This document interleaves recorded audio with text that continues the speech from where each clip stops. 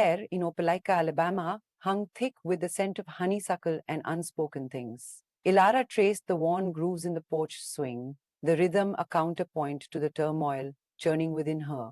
Her grandmother, May, hummed a low gospel tune, her fingers nimbly weaving a new quilt square. Elara had always felt safe within the sanctuary of May's home, but lately a disquiet had taken root.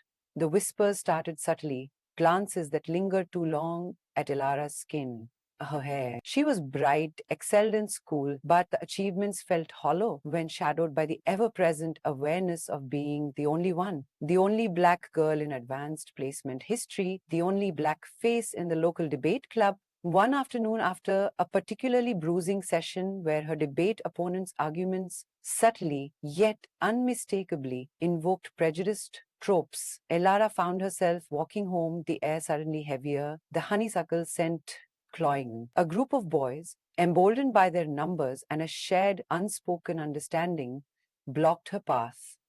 Words were thrown, sharp and stinging, cutting deeper than she cared to admit.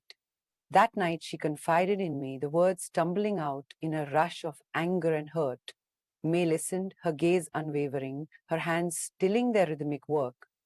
When Elara finished, the silence stretched, punctuated only by the crickets chirping in the twilight. Then May spoke, her voice soft but firm. Elara, child, your skin holds stories. Stories of resilience, of triumph, of a strength they can never even imagine. They try to dim your light because it shines too bright for their comfort.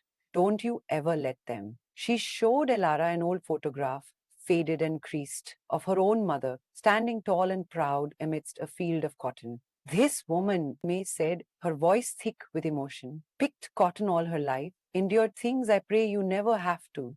But she never let bitterness steal her joy, her spirit. She taught me to find beauty in the struggle, to hold on to my dignity, no matter what. Elara looked at the woman in the picture, her face etched with hardship, but her eyes filled with an unyielding fire. She felt a surge of connection, a responsibility to carry on that legacy of strength. The next day, Elara walked back into that debate club. This time she was different. The fear hadn't vanished entirely, but it was overshadowed by a newfound resolve. She didn't shy away from the subtle jabs, the condescending tones. Instead, she met them head on, dismantling their arguments with a precision born of both intellect and lived experience.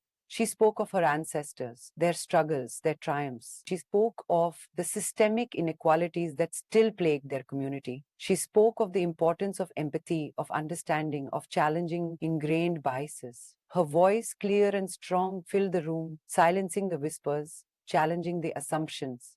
It wasn't easy. There were setbacks, moments of doubt, days when the weight of it all felt unbearable. But each time, she remembered the woman in the photograph, the strength in May's eyes, the stories woven into her own skin. She started a book club at her school, focusing on Black literature and history. She organized a community forum to discuss issues of racial injustice. She found her voice, not just as a debater, but as an advocate, a leader, a force for change. Years later, Elara stood on a stage, accepting an award for her tireless work in promoting racial equality.